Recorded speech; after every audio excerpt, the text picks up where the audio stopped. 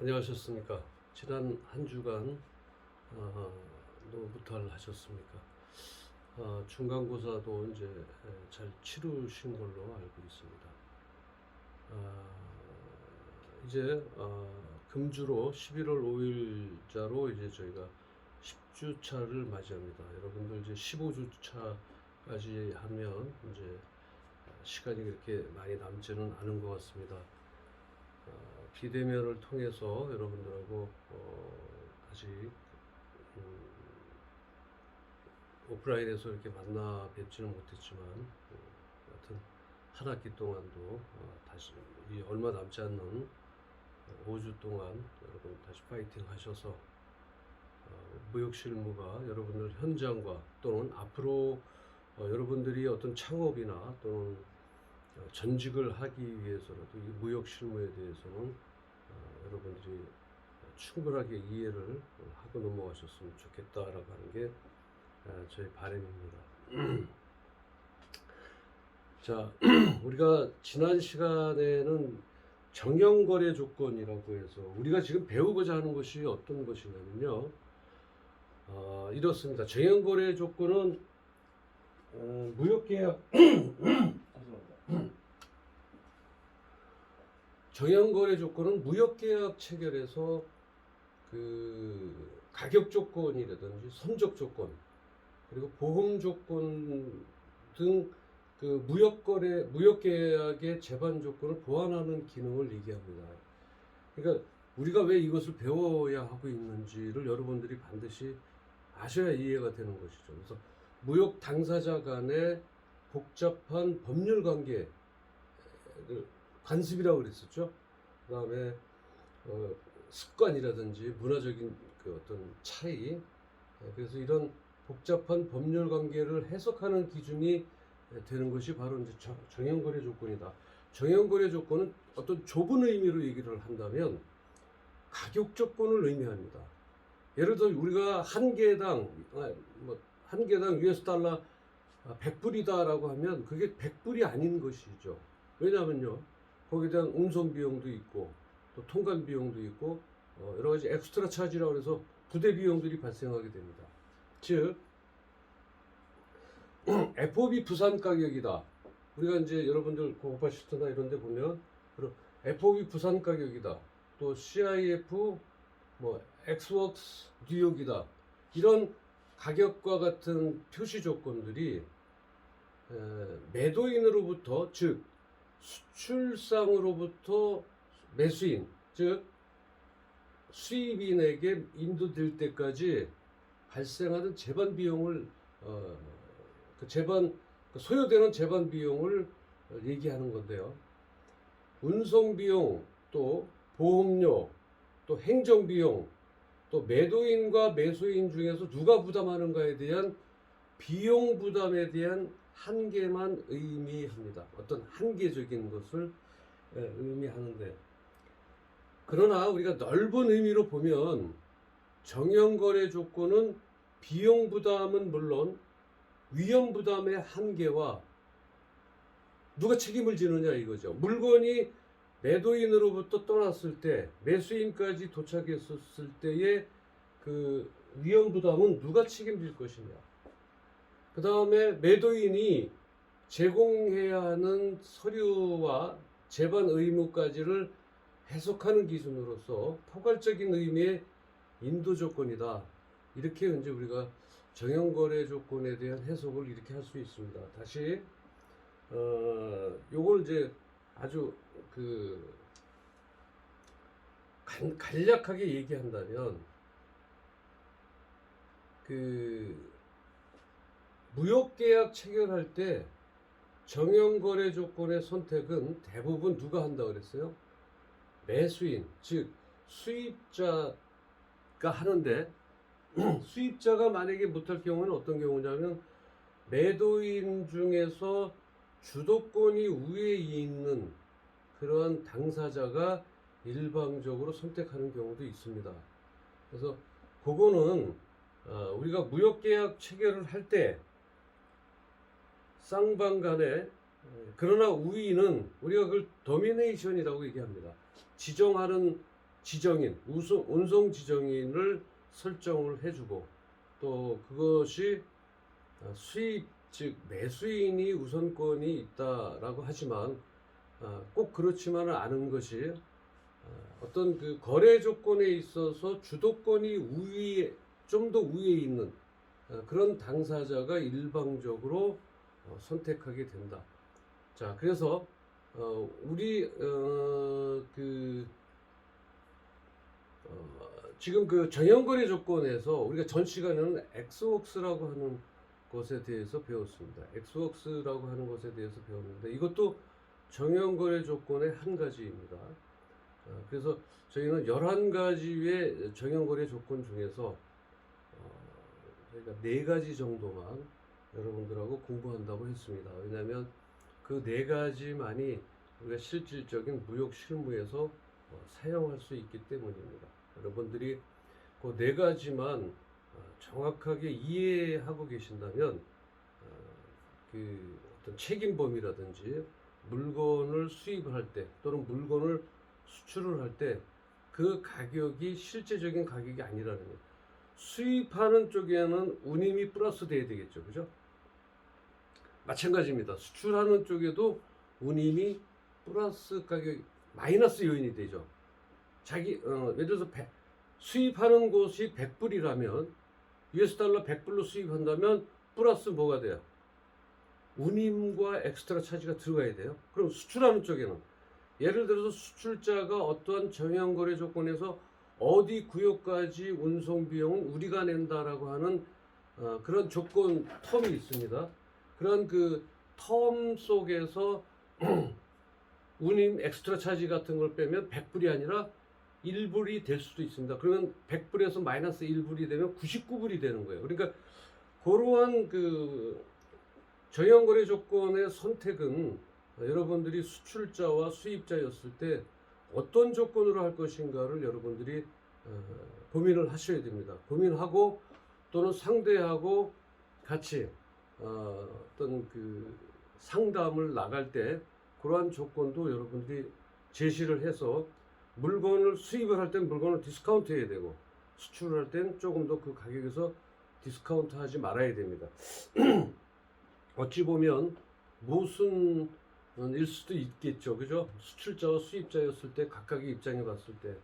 그래서 우리는 지금 이제 배워야 하는 그 시점이 뭐냐면 운임, 그 다음에 운임에 들어갔을 때 그 물건이 매수인, 즉 수입자까지 도착했었을 때의 위험 부담은 누가 지느냐, 그런 내용입니다. 그래서 이 4가지 것을 왜 배우고 있는지를 여러분들이 인지를 하시고 나가야 그 내용, 우리가 지금 배우고자 하는 정형거래 조건에 대한 4가지 사항을 습득할 수가 있다.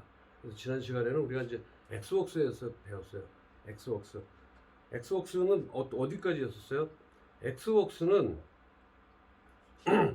수출자가 우위에 있을 때입니다. 아까 제가 말씀드렸듯이 뭐냐면 매도인 중에서 주도권이 우위에 있는 당사자가 일방적으로 선택할 수 있다고 그랬어요.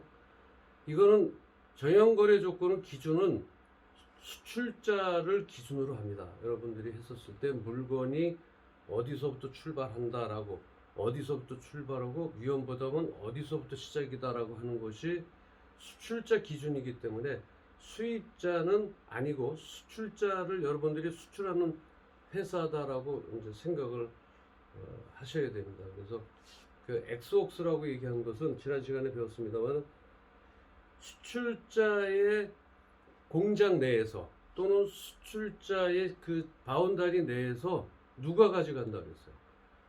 매도인이 지정한 국제 특송이나 또는 국제 특송이 아니더라도 실제적인 그 델리버리 하는 사람, 그쪽을 물건을 픽업하는 사람들을 어디까지 오냐면요, 수출자의 안까지 들어갑니다. 예를 들어 공장이면 공장 안까지, 또는 사무실에 비치가 되어 있다면 사무실 안까지 들어가서 픽업을 하는 그 순간에 위험 부담은 어디부터 시작한다.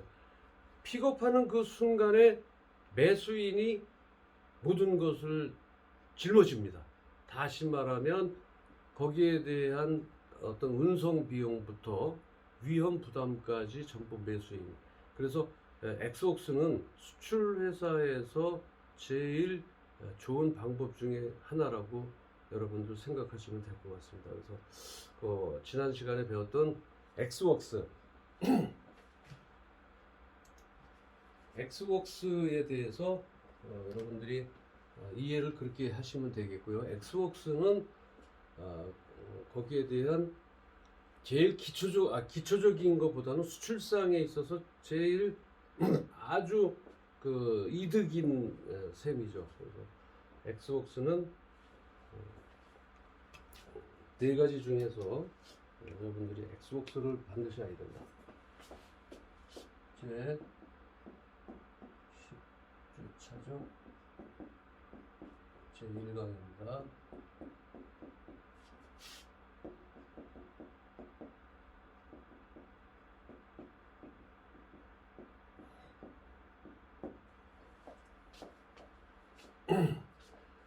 이 중에서 이제 우리가 지난 시간에 배웠던 첫 번째 엑스웍스. 이 엑스웍스는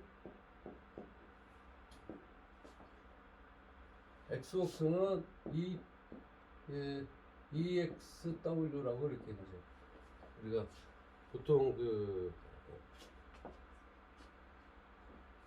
무역 계약을 체결할 때 엑스웍스를 이제 이렇게 표현을 하는데, 이거는 뭐라 그랬죠? 간략하게 다시 여기가 수출자예요. 수출자의 내부에 있는 제품을 픽업을 하는데, 이 픽업은 누가 의뢰하는 거예요? 수입자가 의뢰를 합니다. 즉 매수인이 의뢰를 해서 여기서부터 픽업해서 여기 국경에서 예를 들어 선박이라든지 항공이라든지 이거는 수입자가 결정하는 거라서 수출자하고 굳이 의논할 필요는 없습니다. 픽업을 해서 여기에서 픽업되는 이 순간 위험 부담은 누구예요? 위험을 부담하는, 그 리스크를 부담하는 것은 누가 한다 그랬어요? 수입자가 전부 다 해요. 또 두 번째, 비용이요. 운송 비용. 여기서부터 픽업하는 부터 시작하는 비용은 전부 수입자가 부담합니다. 그래서 여기서부터 이 순간에 인랜드 프레이트로 해서 수입자까지 가는 모든 비용, 그다음에 모든 위험 부담은 수입자가 한다. 그래서 만약에 여러분들이 수출자라면 할 수만 있다면 엑스웍스 조건으로 하는 것이 제일 낫겠죠, 그죠? 왜냐하면 더 이상의 여기 수출 통관도 해야 됩니다, 사실은. 근데 더 이상의 그런 것들이 없기 때문이죠. 그래서 가능하면 여러분들은 엑스웍스 조건에서 하면 좋겠다라고 하는 것입니다. 그래서 이제 우리가 지난 시간에 레일이라는 거 배웠었어요. 쉽스레일이라는 거 뭐였었어요? 배의 본선의 난간이라고 그랬어요. 본선의 난간이, 왜 본선의 난간을 여러분들이 아셔야 되냐면, 위험 부담이 어디서부터 내 위험, 즉 나의 책임 범위는 어디서부터고 어디서 끝나는 것인가를 여러분들이 알아야 되기 때문에 그렇습니다. 그래서 본선이라고 하는 거는 내항에, 즉 원래 큰 배들은 부두까지 잘 들어오지는 못합니다. 물론 이제 그 부두 시설이 잘 돼 있는 곳은 바로 옆에서 정박을 해놓고 하지만, 조금 이제 그 부두 시설이 좋지 않은 곳은 멀리서 본선이 대기하고 있고, 그 외항이라고 그러죠. 바깥쪽에서 대기하고 내항, 즉 안쪽에서 작은 배들이 물건을 실어서 본선으로 이송을 하게 되죠. 그렇게 됐을 때 레일, 쉽스레일이라고 하는 그 본선의 난간이라고 하는 것은 본선이지 내항이 아닙니다. 내항의 작은 배가 본선의 난간이 아니라는 얘기입니다. 이것도 좀 여러분들이 반드시 이해해야 될 것 같아서 다시 한번 또 설명을 드리는데요. 자, 여기가 부두예요. 우리가 뭐라 그래요? 피어라고 합니다. 또는 dog이라고 얘기하고요. 또 부두라는 말이 또 뭐가 있어요? 포트라는 말도 있죠, 그죠? 이런 말을 근데 이제 우리가 부두라고 얘기할 때 지금 말 여러분들 그에 가면 피어라고 돼 있어요. 사전적인 의미도 마찬가지 부두입니다. 이 부두라는 뜻은 뭐예요? 부두 하는데 부두는 사전적인 의미는 뭘까요? 부두는 무태에서부터 육지에서 배로 짐을 옮기거나 사람이 승선하기 위해서 설치된 곳을 부두라고 얘기합니다. 이해하셨나요? 그러면 이 부두라고 하는 것은 여기에 지금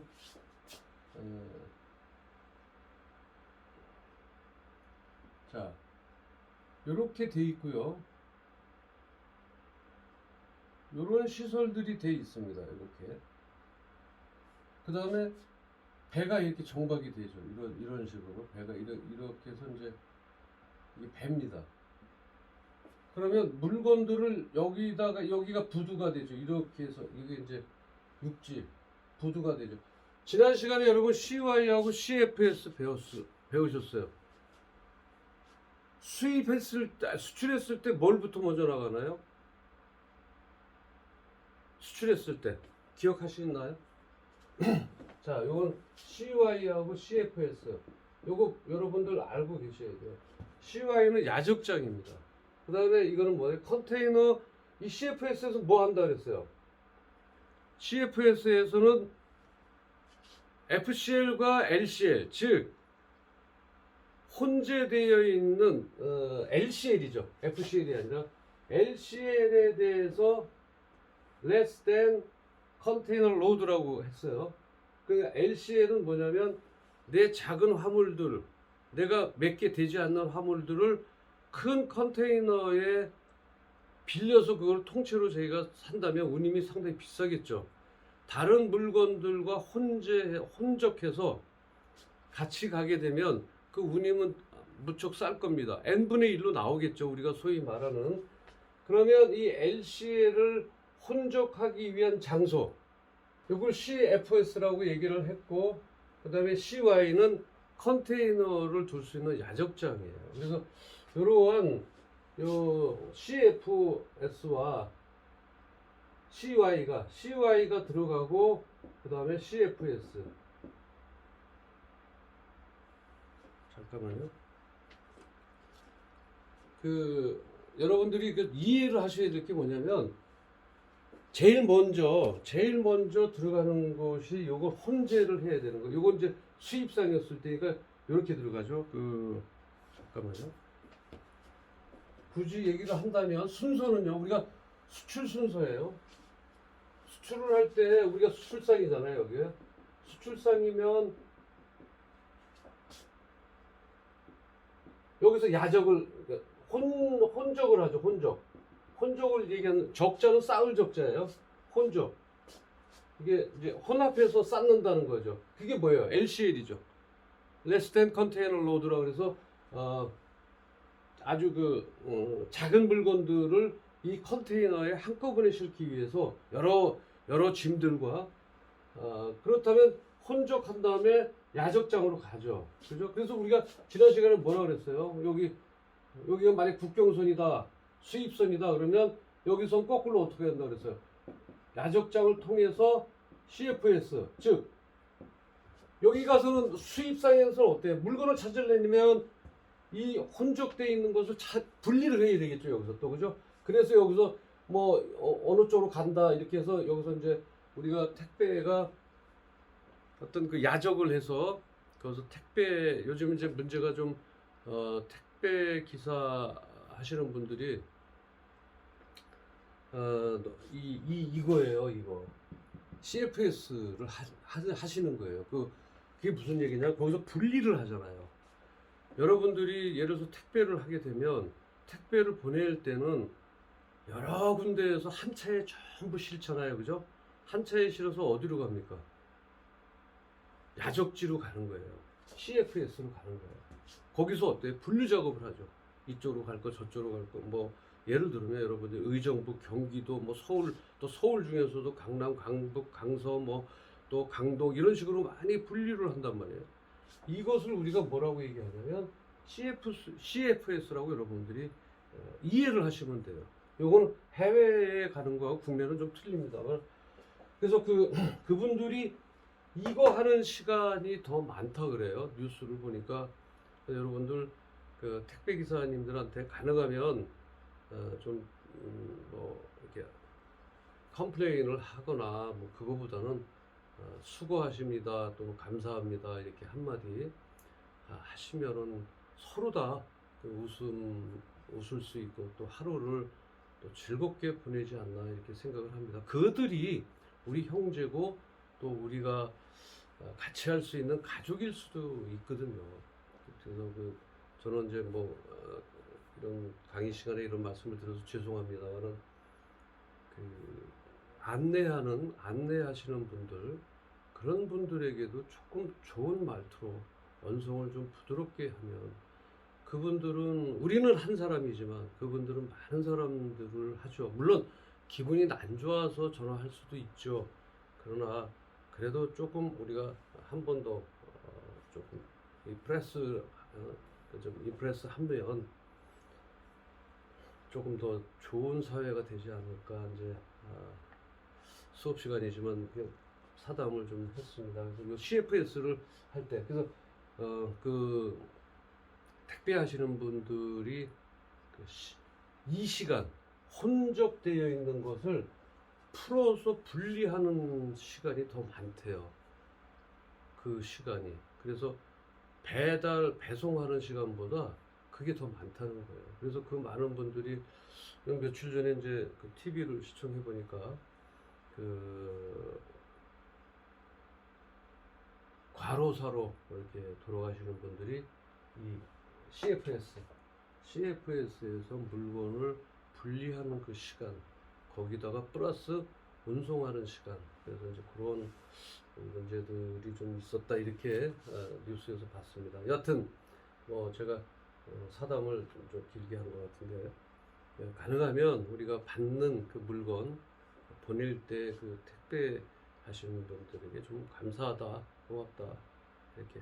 그분들이 뭐 한 10시, 11시까지 어느 택배는 제가 11시까지도, 밤 11시가 됐는데도 물건을 하시더라고요. 물론 집 앞에 놓고 가셨지만 그렇게까지 해서 또 그 다음날 또 새벽같이 나가시고, 그래서 우리가 이제 혼적 한다는 것으로 이제 잠깐 말씀드렸습니다. 그래서 수입자는 여기가 수입자라고 가능하면, 수입자에서 물건이 들어오잖아요, 배로. 그러면 CFS에서 물건을 분리를 해요. 한번 이제 여기가 수입자가 뭐 미국이 되면 뭐 여기서 뭐 LA로 갈 거, 뭐 시애틀로 갈 거, 예를 들어서입니다. 그다음에 뭐 워싱턴 동부, 뭐 워싱턴으로 갈 거, 서부에도 뭐 LA, 동부 서부로 이제 많이 분류를 해야 되겠죠. 그래서 어떤 얘기 하려고 하냐, 요거예요. 요게 내향, 지금 요걸 우리가 내향이라 그래요. 작은 배들이 있으니까 이걸 내향이라. 근데 바다입니다. 여기가 이쪽이 바다인데 그럼 이렇게 수심이 낮으니까 어디 있어요, 배가? 여기에 큰 배가 이렇게 하고 있어요. 큰 배가 이렇게 하고 기다리고 있는 거예요. 그랬을 때 이거를 요 외향 쪽에 요걸 본선이라고 얘기한다는 거예요. 요걸 본선. 지금 제가 말씀드리려고 하는 게 뭐냐면 레일 십스예요. 십스레일. 자, 얘기하면 뭐 레일 십스나 뭐 십스레일이나 굳이 단어성을 한다면 같은 얘기긴 합니다. 십스레일. 난간이다. 본선 난간. 왜 본선 난간을 우리가 알아야 돼요? 여기서부터 책임인지를 우리가 알아야 되기 때문에 십스레일에서 말씀드리는 거예요. 그럼 여기다가 물건을 싣고 어디요? 배가 여기까지 못 들어오니까 이렇게 갔어요. 우리가 가판 위에 보면 뭐가 있어요? 이렇게 손잡이들이 있죠. 이렇게 돌아가면서 이렇게 봉으로 되어 있는 게 있어요. 여러분들 이렇게 떨어지지 말라고 이렇게 돼 있죠. 그리고 우리가 십스레일이라고 얘기하는데, 자, 물건을 여기다가 올려놓고 여기서부터가 이제 우리가 네 가지 중에 두 가지가 어디서부터 우리가 책임을 지느냐라고 하는데 먼저 말씀을 드리겠습니다. FAS하고 FOB라고 하는 조건이 있어요. 우리가 배워야 되는 조건이 말씀드렸죠. CIF하고 CNF, 즉 CFS. 요 CFS는 요 CFS하고 틀립니다.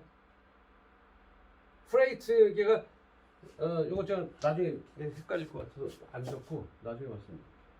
자, CNF와 요 네 가지를 이제 요 네 가지 엑소스 빼고서입니다. 빼고서 네 가지를 이제 하는데, 자 그러면 요 두 가지가 요 쉽스레일하고는 연관이 많아요. 그래서 요걸 해야 되는데 여기가 뭐예요? 쉽스레일이에요. 여기가 본선 난간이라고 합니다. 본선 난간. 요 본선 난간까지, 즉 우리가 본선 난간까지다라고 하면 요까지예요. 그래서 지난 시간에 말씀드렸죠. 근데 본선 난간에 오기 전에서 여기다 물건을 여기 바다예요. 이렇게 출렁출렁 바다입니다. 물건을 탁 떨어뜨렸어요. 모르고. 그러면 요거는요. FAS나 FOB는 요거 아직 안 배웠지만 요거 곧 말씀을 드릴 거예요. 그래서 여기에서 톡 떨어뜨렸다 그러면 요거 어디까지 누가 책임이에요? 요거를 FAS나 FOB에는 누가 책임이냐면 수입자 책임이에요. 수입자가 책임을 위험부담해요. 책임이 위험부담. 이 위험부담, 즉 이 리스크는 수입자가 책임지는 거예요. 본선 난간까지가 본선에서, 그렇다면 본선 난간 위에서 물건을 올려놨어요. 여기서부터는 해제입니다. 수입 수출자의 위험 요소는 요 두 가지 경우예요. 요건 또 틀립니다. 그러니까 우선 FAS하고 요건 이제 FS는 뭐냐면요. 프리 얼렁사이드 쉽인데 조금 이제 FS 할 때 제가 말씀드리도록 할게요. 그래서 요까지만 오늘 지금 제1강에서 요까지만 말씀을 드리려고 하는데, 그러니까 본선 난간은 여기서부터 본선 난간에 닿기 전에 떨어뜨렸다. 그러면 수입자 책임입니다. 위험 부담이. 그렇다면 이 두 가지의 그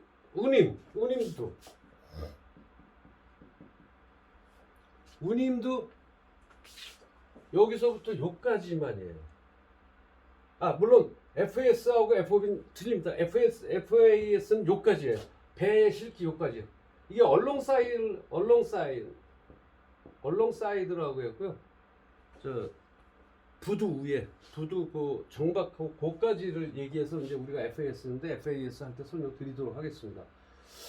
그래서 요 본선 레일을 기준으로 하기 때문에 본선 레일이 어디까지인지, 쉽스레일은 어디까지인지 여러분들이 이해를 하고 있어야 무슨 어떤 사고가 났을 때 이 하역만 했을 때 수출 통과하면서 물건을 하역하고 본선까지 갔을 때의 그 내용을 여러분들이 알고 계셔야 된다는 얘기죠. 그래서 제1강에서는 여기까지 설명드리고 계속해서 제2강에서 뵙도록 하겠습니다. 감사합니다. 수고하셨습니다.